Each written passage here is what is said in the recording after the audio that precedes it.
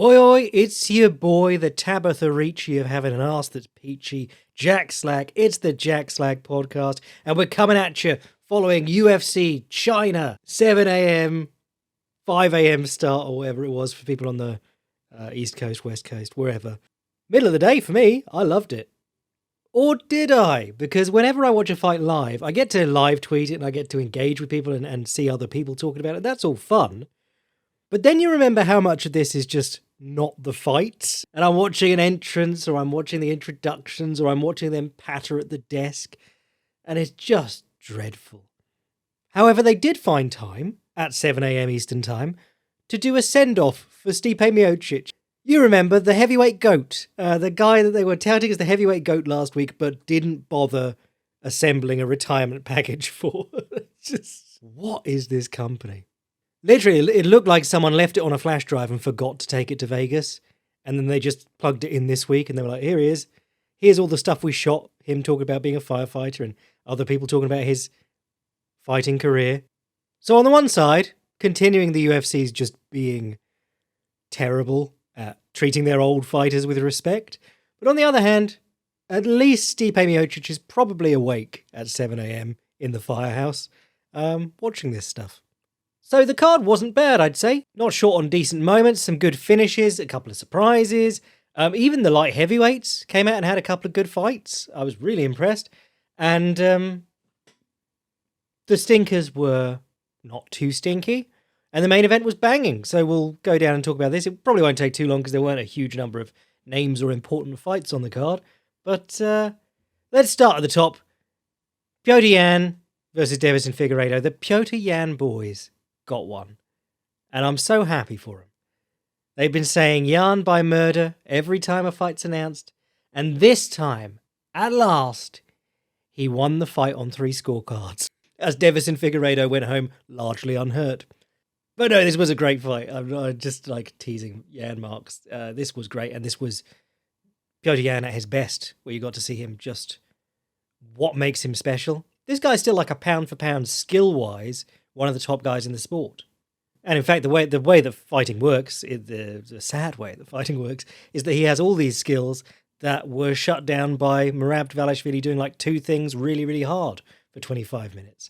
But in terms of skill all around, you're going to be hard pushed to find someone better than Petr Yan. And I think particularly as a transitional fighter, in the in-betweens is where Petr Yan really kicks ass. And we were talking about this last week with Song Yadong. I was saying Song Yadong is sort of, there was this phrase that people used to say all the time, and they still say it all the time, he can do everything. Which of course isn't true. It's not even true in the individual disciplines. But when people say he can do everything, they used to mean something very different to what they mean today. Back in the day, Frank Shamrock could throw a right hand on the feet, he could take people down with a double leg, and he could grapple pretty well from on top. And he had an armbar that he'd throw up from the bottom. And it was like, oh my God, who can beat Frank Shamrock? He can do everything. And over time, people have rounded out their games more. You've got a little bit more of everything. It's not just like you've got to have a knockout punch or at least something you can hurt people with on the feet. You've got to have a takedown and you've got to have some grappling. Or you've got to be good on the feet and you've got to have a little bit of grappling to get you back up. And that was being able to do everything. Now, we expect a bit more. Song Yadong is a guy who we do see and we go, he can do everything because he fights good wrestlers and he can stop them taking him down. He fights good strikers, he can take them down. He can knock people out on the feet, he can take a tremendous licking, which I suppose isn't part of a skill thing, but it is still impressive. But, he's just a rounded threat in one sense. But then a lot of his stuff doesn't work together in the same way like someone like a Petr Yan's game does. Someone like a Frankie Edgar, someone like that, where it's not so much that they have skills in each area, it's that they have skills in each area that can also be bridged between each area. So Frankie Edgar was the king at striking into takedowns. And Petr Yan, one of his great skills is striking into takedowns, or striking into clinches and then striking out of clinches. Working his way up from the bottom and then striking on the way out of the clinch, or hitting a trip of his own. And the way that MMA has always worked is that the man who controls the transitions typically, it's not a guarantee he'll win, but he does have a lot of control over the way that the fight goes. You can sum it up with the Paul Craig problem, which is no matter how good you are at grappling, if the other guy goes, I'm sorry, you can't get me to the mat, you don't have a choice. you now have to contest him on the feet. If you have a great striking game and the guy goes, I'm sorry, we're wrestling now, you suddenly have to contest him in the clinch or on the mat. And wrestling very much is the transitional skill. It is the thing that changes the phase of combat. So the man with the wrestling typically has the power, but at a higher level, it's more the man who can combine his wrestling and striking to create those transitional spaces. But anyway, to sum it up, Petr Yan was doing sick trips into punches, and if the punches landed, that was great, and if the trips didn't work, he'd land the punches, and if the trips did work, he dunked Deiveson Figueiredo's head off the mat. So it was really impressive stuff from him. But Figgy came out and he actually took it to a Yan off the bat. My read on this fight was that it would get worse for Figgy as the fight went on because he isn't a huge volume striker. It's very strange that he's come up from flyweight to bantamweight, but he's like the least flyweight sort of flyweight you can think of because he was single big punches at a time. It was always the big power that carried him. And then he surprised people up at bantamweight that he still has that pop. And his wrestling was something that he developed later on at flyweight, and it's just been such a worthwhile investment. He's looked fantastic. He didn't used to be able to do shit like this. And he came out against Petr Yan, clinched up with him, hit a beautiful inside trip. He worked with Henry Cejudo for quite a while, and Eric Alberichin. And one of Henry Cejudo's signature looks was this inside trip. It's an odd one for grappling because it lands you straight in the closed guard. But in fighting, that's pretty good because holding dudes down from the closed guard can be easier than holding them down from even side control if they're good at rolling to their hands and knees because you've got their thighs elevated over your thighs. You can keep pushing down on them and lifting their legs up. But Yan started to scramble up and Deiveson Figueiredo managed to catch him in a cradle, which is arms locked around at the head and one leg. And the cradle is a really powerful position. It's one of those ones where you always, whenever it happens in a fight, you go, God, I wish we were allowed knees to the head on the floor. Because the rules protect the guy from getting kneed in the head. But if you're caught in a cradle, the guy could knee you to death, basically, if it was legal. Unfortunately, he can't. But Figgy went to his back, got on his back. Yan turned back into him, got on top. And that was the end of that little scramble in the first round. And then from then on, it just became more and more Yan. It was the volume he put in on the feet. What really impressed me was the side kick, because he's never really done that this much. But and also fighting southpaw. He's always switch hit in his fights. And Figgy likes to switch between two. But Yan went almost entirely southpaw in this fight. And it wasn't just to land the side kick to the lead leg when Figueiredo was orthodox. When Figueiredo went southpaw, he'd pick the lead leg up and kick across himself with the side kick into the lead leg, which is a tricky move to do. And who did it? Rob Whittaker really liked it. He stole that from Yoel Romero after Yoel Romero kneecapped him in their first fight. ACL'd him in the first minute of the first round. And so then the second fight, Rob Whittaker was like, I'm going to do that to him. And he ruined Darren Till's knee with that. Threw a lot of Izzy, and Izzy actually did a good job of pulling his lead leg back and throwing counter kicks. But this side kick was giving Figueiredo hell. And I think the last tweet I tweeted out while watching these fights before I just gave up tweeting was, if you kick a dude in the leg enough that he has to change his whole stance to stop you landing it, it doesn't really matter that the kick's not landing anymore because he had to change his whole stance. He's not exactly where he likes to be to fight from. So that's what happened to Figgy in this fight. He ended up shortening up, standing with his lead leg very light at several points, or many points rather. And the great thing about the side kick, you saw it with John Jones against Stipe. You pick your lead leg up as if to side kick, and then you put it down behind their legs and throw them over the top in an osotogari. Though Yan was also doing some step-in ones, he wasn't always picking his leg up like he was going to side kick. I loved the osotogari in this fight. He used to do it from time to time. He used it a ton in this fight. Zabit used to do it a bit too. And then John Jones did it most recently, of course. But for Yan, it's been a staple. And in this fight, it actually was a staple. It wasn't like he was just doing something flashy. It really worked well for him. Because what he'll do is he'll slap with his lead hand as he steps across to hack at your lead leg. He has to put his lead leg behind your lead leg. So he has to do it in a sort of dynamic motion so that he doesn't get pushed over backwards. And he does it. And what would happen was that Figgy would either stumble back or step away. But for a moment, he'd be either stepping to catch himself or rooting his weight to try and stop himself being thrown over. and Jan would immediately follow up with the other hand. So if he reached with his left hand to slap Figgy and try and throw him over his left leg, he'd immediately throw the right hand afterwards. And it worked a treat. And he combined that with this southpaw right high kick. So lead leg, he'd pick it up and throw the high kick like Bill Superfoot Wallace, like an old school American kickboxer. Not a switch kick, not anything with a step to make power. He just picked it up and flicked it, and it really bothered Figgy. And he was doing that and coming in with combinations with his hands afterwards. That was a move I've never seen him use before. And he built off it in a big way in this fight. Figgy was trying to look for hand traps into elbows, which is a nice idea if you've got Jan, who's a big volume puncher. Check his hands with your hands and fold over elbows, especially because Jan covers up a lot typically in his fights. He does a lot of both hands on the front of his head, putting up a little wedge guard with his forearms.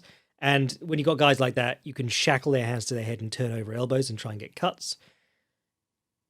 The hand fighting in this fight was great.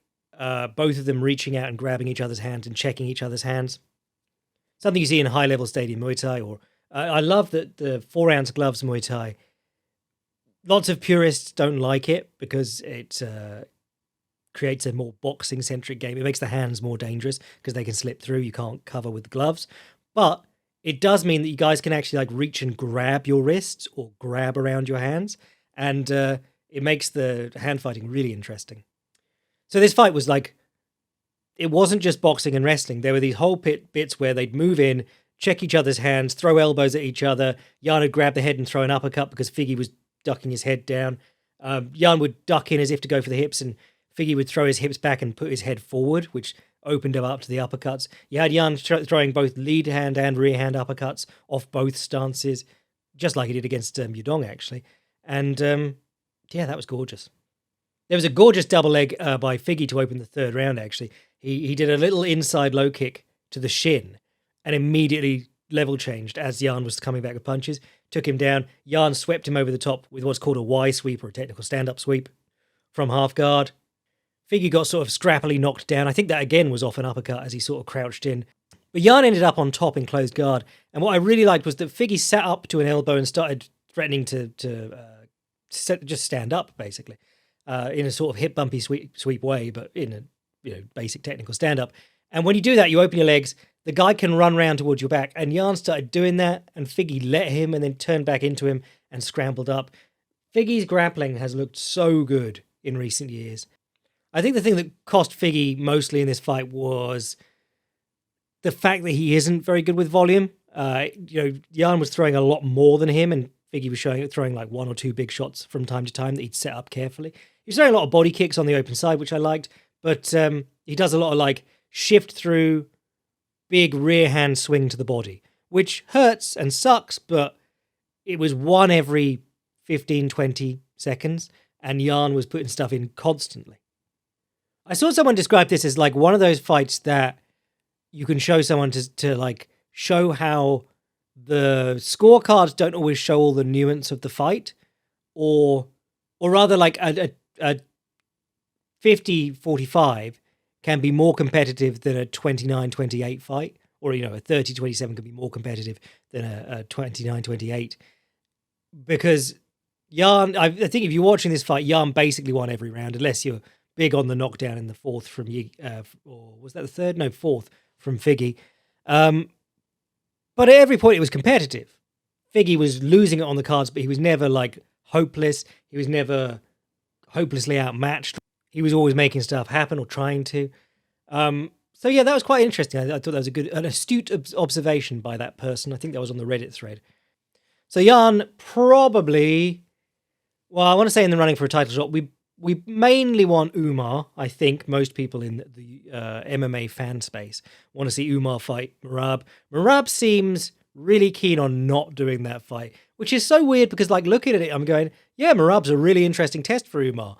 But yeah, he seems really like he doesn't want to take that fight. Maybe he wants to get a payday before he takes that fight, because some guys get a title fight and then they get a nice tune-up.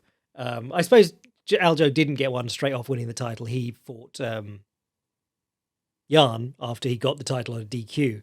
And that was obviously a hard-fought fight where he did win. But then he got that fight against TJ Dillashaw who just looked bad against Corey Sandhagen and won a bad decision, as in like a sketchy decision. And we all went, I'm not convinced. I would rather see him fight someone else. And he got a really easy fight. And then it turned out even easier because Tito Dillashaw had been having his shoulder pop out in camp constantly and basically came in with the intention of giving it a good go. But he had to take the fight because he had to have the money, which is just how fighting works. It's crazy. Got to pay him so low that you keep him hungry, but it also has the side effect that they might just take up the title shot with no hope of winning because they need to pay off their bills. So what else was on this card? Co-main was Xioanan versus Tabitha Ricci. Just trash, to be honest. Xioanan looked sharp, but Tabitha Ricci just stood there, getting picked apart. She was holding her hands like Scrappy Doo, going, let me at him, and not really throwing strikes. It kind of sums up just why I find it so hard to enjoy a lot of women's MMA. This is the good division, by the way. This is strawweight, where at the top end, I'm like, these are good fighters. But this was a ranked fight at strawweight, and one person had no idea how to strike. The one who's dating Callum Walsh, a boxer, an accomplished boxer. You'd hope some of that would rub off on you, but no, apparently not. Need to dump him and start dating Superleg or something. My boy Muslim Salikhov, he's fighting the boring accusations hard because I am the biggest Muslim Salikhov fan in the world. And I'm always out here going, well, it's not Premier League in terms of excitement, but the fundamentals are very pretty. And in a couple of his last 4 fights. So the last one of these was 2022. He knocked out Andre Filho, who was extremely washed. Andre Filho's career just collapsed. Like one guy cracked his chin, and suddenly he went from like a 5-fight winning streak to a 5-fight knockout losing streak. I think that was Jake Matthews as well, who really isn't like a massive hitter. But Salikhov, I did a Filthy Casuals guide to him way back when, because one of the crazy things about watching Salikhov's film, I remember talking about this guy in maybe like Bleacher Report Fightland days, maybe the start of Fightland days, because I remember looking him up going, when's this guy going to take his MMA career seriously? Because it was like 2012, 2013, and he had like maybe 1 or 2 fights in MMA, but he was the king of Sander. He was the best Sander fighter that there had been in a very long time. And I remember because we were calling it Sander, even though when Kung Lee was doing it, we were calling it Sanshao, but it's the same shit. And big Sander influences on this card. We'll talk about that more in a minute. But I remember being like, this is the guy. Where is he? Why is he not taking MMA seriously? Then he turned up in the UFC. But I was watching all his fight footage a while ago to make that for the Casuals Guide.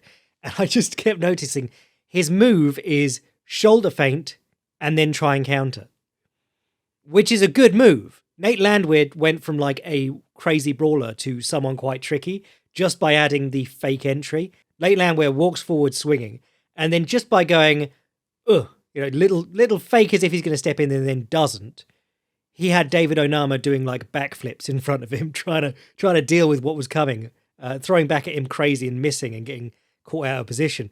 But the thing with Muslim Salikhov is that he very rarely throws for real first. He will throw on the counter. He will throw once you're coming back at him or out of position, but he will not jab you. Does not like doing it. So he feints the jab a billion times a fight without throwing the jab, which is a very weird way to fight. Because as soon as the opponent notices it, you go, so we're having a stalemate. But this fight, I would say I was going to jokingly tweet it about 3 minutes into the fight and then suddenly knock the dude out. But I was like, this is high octane for a Muslim Salikhov fight. Because he came out and he was actually going after him. He was leading with jumping left hooks. He was throwing back kicks to the body and stuff. He's got lovely spin kicks. But the style of Muslim Salikhov is it's specific tools that look amazing under some circumstances and not so amazing under others. So he's the king of Sander. Sander's a sport where you have kickboxing and takedowns, basically. Kung Lee was a high school wrestler in the US who became the king of Sanshao, or Sander, whatever, by learning to kickbox and then double-legging people. And then Scott Coker tried promoting him in the US as a Sander fighter. So they'd go, we're having a Sanshao match between Kung Lee and kickboxer with no Sanshao fights. And Kung Lee would just put them through the mat with takedowns. But Sander gives you these amazing skills. Like, if anyone ever throws a kick at Muslim Salikhov above the waist, he's gonna dunk them on their head. And it happened in this fight. I was like, thank you, Song Kenan. Song Kenan throws a high kick, and Salikhov did what Wang Song, whatever we're saying, got caught doing. He steps in, catches it on his shoulder, and just throws Song Kenan through the air. He did a couple of those against Zaleski, because Zaleski throws a lot of kicks. Taleb threw a couple of kicks at him too. I think Staropoli might have. But yeah, it was a thing you saw occasionally, because so few people threw high kicks at him. But when he does it, you're like, oh my God, that's the king of Sanshou. But his big move is shoulder feint, bounce back, and either low kick the guy with his right leg or spin kick. And it works really, really well. And I highly recommend everyone steal it, because for several of his UFC fights, he basically just did this. But Kenan Song actually chinned him in this one, because Salikhov mainly, I was like, how washed is my boy going to be? Because Salikhov has been losing a step. And Kenan Song he threw a right hand into a jab, the classic 2-1, the Kovalev special. Great move for people who are going to move back, or for against people who are going to move back, because you go too deep on the right hand, knowing they'll move back, and you punch them on the end of your jab, normally going through their head. And he hit him with like 3 jabs in a row because Salikhov stumbled. So Salikhov had to bite down on his mouthpiece, fight back, and I was like, oh, this is pretty high pace for a Salikhov fight. And then Salikhov wheel kicked him out of nowhere. Heel on the jawline. No coming back from that. One of the best spinning kicks, one of the best wheel kick knockouts I've seen in MMA ever. And Kenan Song has been pretty hard to put away for a lot of guys. I tell a lie, he got stopped twice in the UFC, but before then he had a fight with Izzy in China before either of them got to the UFC. He's absolutely dwarfed by Israel Adesanya, and he just takes an absolute kicking. But it took basically a perfect question mark kick that he dropped his hands and took flush in the face to put him away. He's a tough cookie. So always lovely to see my boy get his flowers. He's assembling enough of these now that people will be able to trick you into, or maybe he will trick people into believing that he's a highlight machine. Because last time he won by one of these kicks, I was like, oh, I love him, even if he's mainly boring. And people were telling me, the aficionado on Muslim Salikhov's boring fights, they were like, did you see him just wheel kick a guy? I'm like, yeah, that's why I'm commenting. He doesn't normally do that. But now he's done 2 in like 2 years. Which doesn't sound like a lot, but if it were like drunk driving offences, you'd be like, that's quite a lot of drunk driving. John Jones. What else was on here? Oh, Gabriel Fernandes knocks out Wang Song, whatever we're saying. This they were trying to basically Alex Pereira her, because she has a Muay Thai win over Valentina Shevchenko, which I've seen people who care about this stuff say was a little bit sketchy. But she's looked good. I mean, she came into her last fight and knocked out the girl in like a minute flat. But I was saying on the Patreon, I was like, I can't remember this last, but she did score an impressive knockout last time, apparently. And someone said, oh, do you not remember, Jack? She dressed as the Joker, and you said it was the coolest shit you'd ever seen. Oh, dressing as the Joker for the weigh-ins.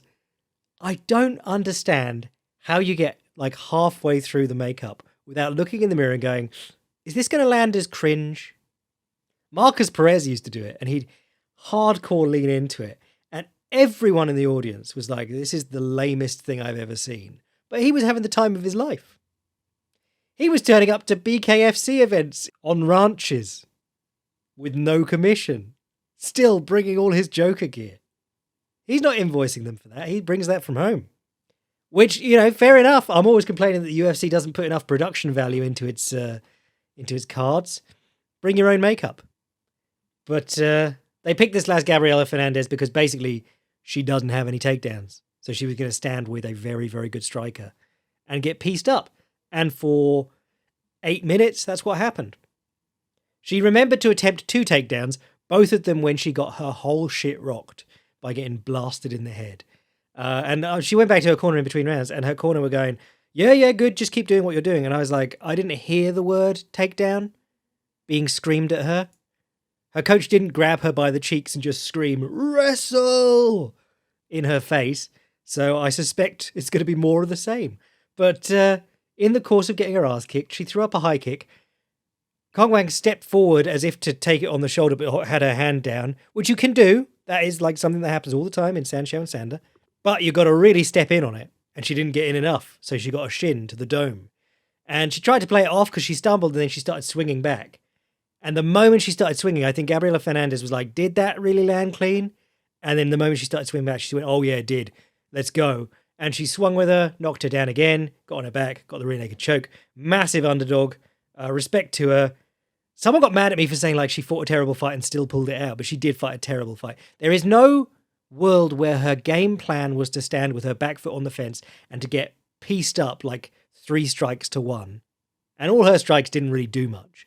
And then land a head kick going backwards. That was probably not her game plan. Even if it was, like, it's a game plan that loses you most of the fight in the hopes of landing the high kick. Now, the high kick did land on this occasion, so don't give me that like, oh, but she did it. But it was funny. It was extremely funny, especially with the whole Joker thing. I wish she'd fought in the makeup. I wish she had to stand there while the other girl got her hand raised in the makeup. But the likeness I gave was, do you remember the guy who fought Alex Pereira in his first UFC fight? Not very good, but at least had the right idea where he just stuck to Alex Pereira and tried to take him down. Basically the only person who's done that in the UFC. But it's like if he fought Alex Pereira, but instead of trying to take him down, he just stood with his back foot on the fence getting beaten up and then somehow head kicked him.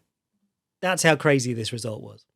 Shout out to the light heavyweights because they are in the division with the worst fights. At least in heavyweight, you expect bad. Light heavyweight had a history at one point of being like the important division that rocked. When you had Vandy, Chuck, Tito, Randy, Rampage, Shogun. You know, it was just non-stop. Bangers, great fighters, great fights. And it's just sort of like gotten worse. Or maybe all of MMA's gotten better and they've stayed the same. But these 2 light heavyweight fights, I enjoyed an awful lot. Carlos Ulberg versus Volkan Ozdemir. It was great to see Carlos Ulberg fight someone who knew what they were doing, because the last person he fought was Alonzo Menifield, who countered the threat of Carlos Ulberg's great left hook and jab by going, I'm going to bum rush him. And in the process, exposed himself to an easy counterpunch and got knocked out almost immediately. And Menifield's a scary guy in his own right, so he could have like been a problem for Ulberg, but he just gave it up for free. Ozdemir actually came out and fought clever. The odd calf kick, good jabs, working Ulberg towards the fence, and then his right hand was always nailed to his cheek. And then he was doing great work trying to catch Ulberg on the way out. So Ulberg would circle off to Ulberg's right, Ozdemir's left, past Ozdemir's lead shoulder. And Ozdemir would pivot round and hit him with the left hook and then throw punches from there. The left hook always landed well as Ulberg was running out the side, but Ulberg would then stand his ground and swing back, and Ozdemir would get cracked while he continued swinging. So it was kind of interesting to watch that play out. It was like Ozdemir was setting up these opportunities to get into exchanges, and often got into the exchanges by landing first. But then he would lose the exchanges on Ulberg's speed, power, and pretty good mechanics, to be honest. And Ulberg ended up using quite a movement-heavy game plan, which I really liked, because some of these guys, you know, it's amazing. It's great that he had this in the tank, because I've seen him fight so many guys where it's literally as easy for Ulberg as I'm going to circle a bit, and then I'm going to throw the jab, body jab, jab, body jab. The guy's right hand comes forward, and then he just leaps forward with a left hook and smokes him. Couldn't do that here. Ozdemir kept him on the back foot for a lot of the fight, kicked well. I would only say that the other part that was sort of lacking was Ozdemir threatening the wrestling, because in some of his game plans against sort of talented, explosive fighters, he's done very well mixing that in. But honestly, my takeaway from this was Ulberg won, looked good. Ozdemir lost, looked good. Why can't everyone at light heavyweight fight like this? And then the other light heavyweight fight, I suppose I'm giving all 4 of the light heavyweights on the card credit, but Ozzy Diaz didn't do much except get knocked out. But Ming Yang Zhang, he's fun. Came out, opened with the Sanders sidekick straight away, which I love. Chinese fighters, they have like a quota. You have to land. Maybe the Chinese tourist board has given them that. You've got to land 1 wushu sidekick, and then you get like a $500 payout at the end from the government. But yeah, threw a sidekick. Looked great. Punching form was lovely. Nice long jabs and hooks. Boxed well. And then as Ozzy Diaz was stepping in, he met him with a counter elbow. Looked like he hit him in the eye, but put him down for the knockout, for the TKO. Counter elbow on a light heavyweight. Timed properly within 1 round. How often does that happen? Now, granted, this guy has a loss to that guy who faked his record to get into the UFC and then lost awfully. But that was a while ago. And MMA is a sport where you have to have like an embarrassing loss or two on your record before you become legit, so that everyone can pull it up and laugh at it later on when you're like the world champion. So Ming Yang Zhang, or Zhang Ming Yang, love him. I'm his biggest fan now. I tweeted, this big bum just came out and threw a sidekick. I think I like him. And then he won by intercepting elbow. I went, this is my guy. I'm ride or die with him for life now. Or at least until he has a boring fight. Probably in his next one. Anything else good? Should we talk about Ming Shi? This girl was hilarious. This is strawweight. She came in. Well, this is the final of the Road to UFC Contender Series, or the Road to UFC Series tournament, whatever it is, which is normally pretty good. But it is kind of silly that both the winner and the loser of the tournament are already in the UFC performing on UFC cards. They just have to wear a different uniform. So you're not winning and getting into the UFC. You're getting to the final and you're in the UFC. And it's normally like an 8-person tournament, so it's not an awful lot that needs to be done. But this girl is like 5 foot even. She was giving up about a foot of height. She was doing decently trying to kickbox out in the open, but just there are massive natural advantages to being taller and longer than the opponent. So she's getting lumped with things. If she's having to work her hardest to try and get out of range after each of her strikes, and the opponent can just reach out and slap her on the way back. And then she catches a leg, runs in on a single to the fence, locks her hands for the double under the butt. We talked about this the other week, but locked hands double. Greg Jackson believes it's the most effective takedown in the sport. His lads used to run through regional shows just with locked hands doubles along the fence. John Jones got Daniel Cormier off his feet with the locked hands double because there is nothing in Olympic caliber wrestling training that is going to teach you how to break a locked hands double. It's a move that happens exclusively along the fence. But Ming Shi gets her hands locked and she starts trying to pull the girl away from the fence and lift her. And basically she like stands up, arches her back all the way back like she's really overdoing a deadlift. And the girl's feet are still on the floor. You're going, well, okay, it really is. This really is a thing where size matters. But she did get her down in the end. But then she gets her down. She's in her butterfly guard, and Feng just butterfly sweeps her with the greatest ease. She's got these big long legs that are inside her thighs. She just picks her up and throws her into the bottom of the mount. So yes, 2 rounds, Ming Shi gets beaten up. And in the 3rd round, she just throws up a high kick against someone a head taller than her and knocks her out. And it was bad. They were very concerned about her neck after this one. There were people saying that they got a defibrillator out at ringside, which was crazy, but it sounds like that's probably not the case. People just misread what was going on. But they did keep giving updates on Xioanan Feng from the hospital and stuff. I'm hearing, knock on wood, she's okay and all good, but it was a scary one, but an amazing knockout. And this Ming Shi girl is so funny. She's apparently a doctor and a TikTok sensation, but her family don't know that she fights professionally. But then, I think the UFC is so not big in China that she could probably still get away with it. Only other fight that really needs touching on is Loney Kavner versus Jose Ochoa. I'm saying Jose, but he's from Peru. Yes, Jose. Not going to get comments like on my Aldo video where people are like, actually, it's Jose. And you're like, no, Portuguese, he's Jose. Spanish, Jose. I don't pronounce names right, but that's the one I do. And to be honest, who pronounces Loney Kavner's name right? It makes no sense.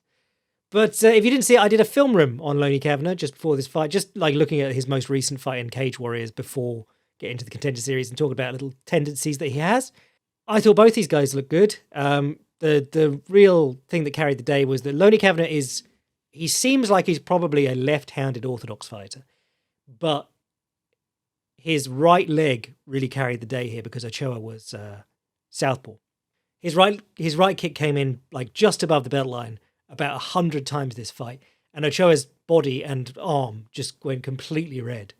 And what I really liked was that he was using the right kick to freeze him and then jump in with the left hook. So he'd throw like a front kick to the body with his right leg and jump in with the left hook, which is a classic. Front kick to leaping left hook. Rob Whittaker versus Brad Tavares, amazing example of that. Knocked him out in like 14 seconds. Very un-Whittaker-like, but back when Whittaker liked the left hook a lot. And then he'd throw like right body kick or right high kick, leaping left hook, right straight. It was he was freezing him with the right kick. was what was really cool. Because we always talk about like unbalancing people with the right kick or whatever by kicking their legs out or kicking their arm to sort of like move their balance or kicking them so that they pick up their leg to check.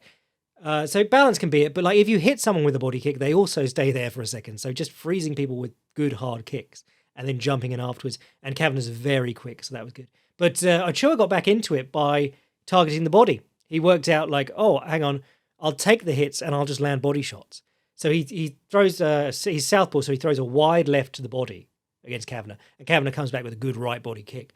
And then they trade a bit, and it looks like Kavanagh's getting the best of it. But Ochoa throws like 2 more left digs to the body in that combination. And suddenly, Kavanagh's backing up onto the fence, and he's winded, and he's ducking on a takedown, and Ochoa's easily sprawling on it and running behind him. You're going, oh my God, he just hurt him. And then adjustments made by Kavanagh in the 3rd round kept Ochoa from going back to that. So right as the 3rd round started, Ochoa comes out like he wants to go to the body again. He wants to get his wide left into the body, which is a great punch, but you're going to duck down and you're going to drop, your hand has to come down to punch the body, and your body has to come down so that you're not punching way down. You're punching in front of your shoulder or a little bit lower. So there's 2 things that are making you very susceptible on that same side. So Kavanagh immediately waited, jumped back and threw a high kick off his right side, as if to say, do not drop that hand and do not change level. And then he tried a flying knee the same way the next time that Ochoa stepped in. And Ochoa was basically scared off from doing that. He couldn't step in far enough to throw the left hook to the body. And he was out to kicking range again, trading kicks and not doing very well. And he kept doing the bloody put the hand down sliding kick, the Cody Garbrandt special, which is like his signature move. And every time Joe Rogan goes, wow, I've never seen that before. And you're like, Joe, you've called all this guy's fights. But it's one of those ones where it's kind of like the cartwheel kick. Even Sanshai, the king of the cartwheel kick, has hit maybe 2 people with legit cartwheel kicks ever. Most of it is just showy bollocks. So if you're throwing flashy kicks that do nothing, and Kavanagh's throwing not flashy kicks that are leaving you with a big red imprint down your side, one is probably going to trick the judges more. Or you're going to have a harder time tricking the judges than the swelling on your body is going to do.